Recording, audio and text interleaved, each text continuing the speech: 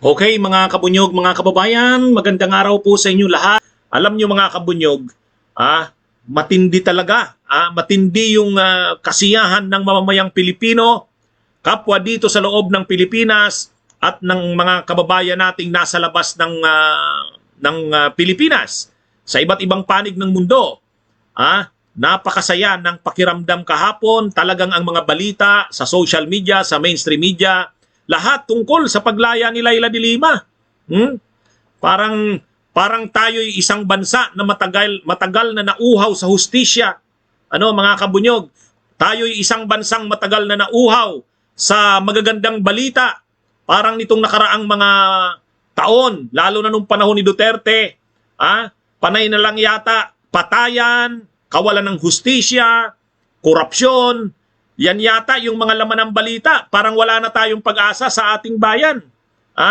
Kabunyog Robert Valenzuela Ferrer, salamat sa pag-send ng stars. Tapos bigla kahapon mga kabunyog, ang isang bansa na uhaw sa katotohanan, uhaw sa magagandang balita, uhaw sa katarungan at hustisya, ay biglang kahapon, biglang nakatanggap tayo ng magandang balita na makakalaya na si Leila de Lima. At eksaktong alas 7:02 ng gabi, pinalaya na nga si Leila de Lima, mga kabunyog, mga kababayan. At hindi maipaliwanag ang saya ni Leila de Lima, gayon din ang saya at ang tuwa ng mamamayang Pilipino. Parang bigla tayong nagkaroon ng pag-asa. Sa totoo lang, marami nang nagsasabi, Attorney Enzo, sana tumakbo si Leila de Lima kung ayaw ni Leni Robredo at pagpilian si Risa at si Leila. Ayan, mayroon na tayong mga pwedeng patakbuhing kandidato sa 2028. Ayaw naman namin kay Sara Duterte, ayaw din namin kay Tulfo, ayaw din namin kay Romualdez. Kung si Leni Robredo hindi natatakbo, ayan, marami na tayong pagpipilian. Nandyan si Risa, nandyan si Leila, o baka magtandem si Risa at si Leila. Parang tayo biglang nagkaroon ng mga kabunyog, nagkaroon ng pag-asa. Ang isang bayang matagal na parang ang pakiramdam ay wala ng pag-asa, ang bansang ito bigla nakakita ng pag-asa sa paglaya ni Leila de Lima. At ngayon, ang pinag-uusapan, kasunod na ba nito? Kasunod na ba sa magandang balita na maririnig ng ating bayan, makikita ng ating bayan, ang pagpasok ng mga investigador ng International Criminal Court? Yan na ba ang susunod na magandang balita? Kapag nangyari yan, parang tayo niyan?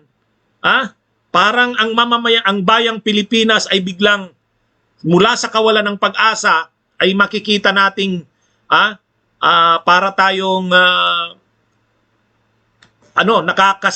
nakakakita na ng nakakatanaw na ng magandang hinaharap para sa ating bayan. Sa totoo lang, ang dami naghahangad nito, papasukin na ang ICC. Kaya lang mga kabunyog, ano bang sitwasyon? Ano bang sitwasyon ngayon? Ang totoo, ang ICC nag-iimbestiga na. Kahit naman hindi pa nakakapasok sa bansa ang International Criminal Court, ang ICC ay nag-iimbestiga na. Ano na yan mga kabunyog? Ang investigasyon naman hindi naman kailangan na nagsisimula lang kapag pumunta na sila dito. Hindi.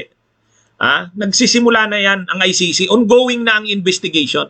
Ang gusto lang ng ICC, makapasok sa bansa para mas makakuha ng kumpletong picture ng nangyari sa bansa natin batay sa reklamo sa International Criminal Court. Kaya lang, ang unang stand nga ng administrasyon ni Marcos Jr., hinihayag ng na policy nito ay hindi papapasukin sa Pilipinas ang ICC kasi hindi natin kinikilala ang jurisdiction nito. Pero mga kabunyog, anong sabi? Ang lahat ng bagay ay nagbabago. Katulad din yan kay Leila de Lima.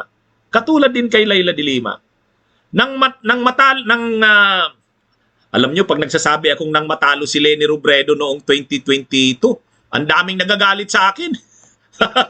Attorney, wag mong sabihin natalo si Leni, dinaya.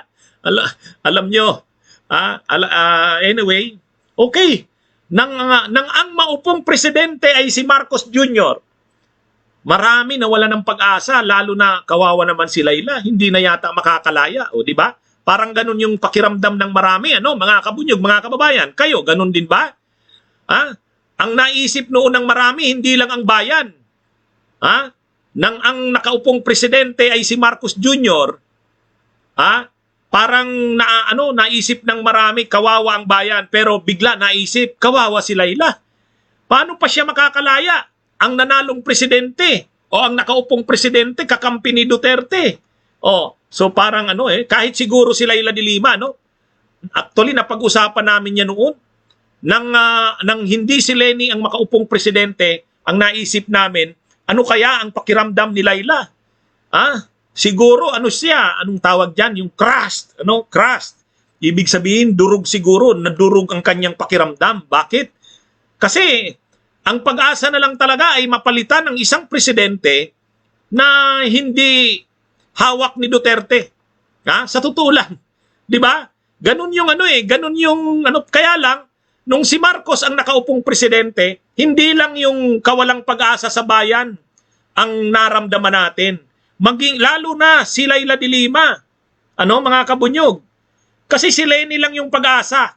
Kasi kung si Leni yung nakaupong presidente, mabibigyan siya ng patas na hustisya. Yun. Ang kailangan lang naman ni Laila de Lima, patas na hustisya. Pero dahil ang nanalong presidente, ang nakaupong presidente ay kakampi ni Duterte, parang wala, hindi mo maisip na may pag-asa pa kaya? Makalaya pa kaya si Laila de Lima? Pero alam nyo mga kabunyog ang isang bagay? Ang isang bagay na na-realize natin, God works in mysterious ways. Lagi nyo yung naririnig sa akin yan. Di ba? God works in mysterious ways. Sinong mag-iisip na lalalim ang tunggalian ng Marcos Romualdez at saka ng Duterte Arroyo? Yung dating pinagmamalaking sulid na unit team ay magkakaroon pala ng bitak, ng lamat, ng crack. At may epekto yan mga kabunyog sa kaso ni Laila de Lima. Hindi dahil linakad ni Marcos na palayain si Laila de Lima. Kasi yan yung ini-insinuate ni Bato. Sabi ni Bato de la Rosa, bakang may politika sa likod nito eh.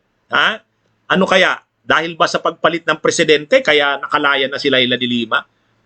Parang ang ini-insinuate nila ng mga DDS, ng mga diehard Duterte supporters, na si Marcos ay tinatraidor si Duterte, pinalaya si Laila de Lima. Parang ganun ang ibig sabihin nila eh. Pero hindi yun mga kabunyog. Hindi yun. Pinasalamatan ni Laila de Lima ang administrasyon ni Marcos Jr. Pero hindi dahil ito ang dahilan ng paglaya niya. Hindi ito. Hindi linakad ng Marcos na makalaya siya. Hindi rin nakiusap si Laila de Lima sa administrasyon ni Marcos Jr. Ang isang bagay lang na pinasalamatan ni Laila de Lima sa administrasyon ni Marcos Jr. ay hindi ito nakialam sa kaso niya. Yun lang. Yun lang. Yung hinayaan ng administrasyon ni Marcos ang judiciary. Nirespeto ni Marcos, ng administrasyon ni Marcos, ang independence ng judiciary. Yun lang ang sinasabi nila ilang pinasalamatan niya. At bakit hindi na nakialam ang administrasyon ni Marcos sa judiciary? Siguro dahil resulta na yan ng away ng Duterte at ng Marcos Romualdez. Di ba? So God works in mysterious ways. Parang ganito, bahala na. Huwag na nating hindi tayo obligadong sumunod sa kapritsyo ni Duterte. Kung palayain ng korte si Laila de Lima, so be it. Ay ganyan talaga eh. Pero hindi na natin kailangang makialam dyan para lang protektahan sundin ang gusto ni Duterte. Hindi. So bakit nagkaganon? Bakit hinayaan na ng Marcos na gumulong ang hustisya? Bakit hinayaan na ng Marcos na na irespeto na lang ang judiciary? Siguro dahil yan sa away nila. 'Di ba? Kaya yung away na yan kahit papano may bearing yan sa kaso ni Laila. Hindi dahil nakialam si Marcos, hindi dahil nakipagsabuatan kay Laila de Lima. Kasi yun yung ini-insinuate, yan yung narratives ngayon ng mga DDS. Sabuatan ng mga Dilawan at ng ni Kuting. O ganun yung sinasabi nila. Sabuatan daw ni Marcos at saka ng mga Dilawan. Kaya nakalaya si Laila. Hindi po, walang sabuatan dito. Pero tama na sabihin, na kahit papano, yung away ng Marcos Romualdez at ng Duterte Arroyo ay nagresulta yan na hindi na makialam ang Marcos. Hindi na kailangang protektahan si Duterte sa issue na yan ni Leila de Lima. Bahala na. Hayaan na ang hustisya ay gumulong. Hayaan na ang judiciary ay maging independent. Yun ang pinasalamatan ni Leila, na ang administrasyon ni Marcos ay nirespeto ang independence of the judiciary.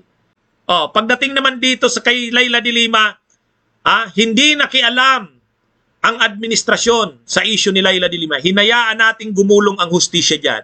Ganyan lang yan eh. Pagdating naman sa kaso ni Duterte sa ICC, hayaan natin ang ICC na mag-imbestiga.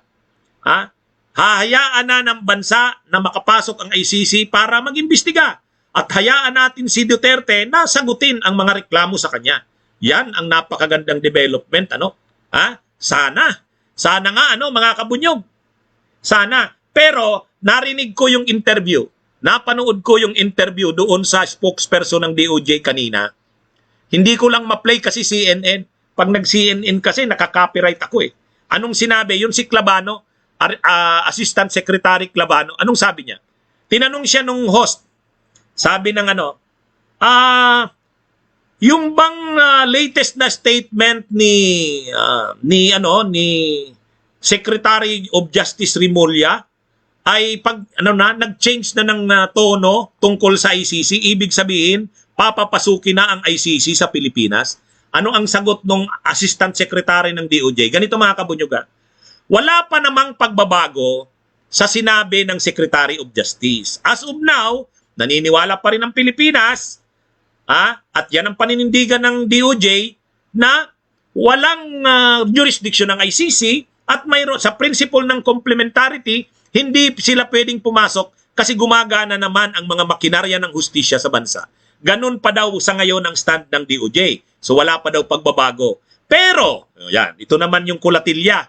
Ito yung kulatilya. Pero, kapag nagpalhayag ang Kongreso na nanawagan ng Kongreso sa presidente na baguhin na ang stand nito, hayaan na ang ICC na mag-investigate sa bansa, mag-cooperate na tayo, ibig sabihin yan ang Senate, ang sentimento ng Senado, ng Kamara, ibig sabihin yan ang stand ng Kongreso, at binago ng gobyerno ang stand nito dahil sa sentimento na yan, mapipilitan ng ICC ay ang DOJ na baguhin din ang stand nito. Pag-aralan ang bagong policy ng gobyerno. So parang ang ibig sabihin lang ng DOJ, pag nagbago ng tono ang Kongreso, pag nagbago ng tono ang gobyernong Marcos, obligado silang papasukin na ang ICC. Sumunod na rin sila sa bagong policy. So ganun pala eh. Ganun naman pala eh. So kailangan lang natin suportahan yung Kongreso kasi may nakapending ng resolution sa Kongreso. Yung resolution ng Makabayan Bloc.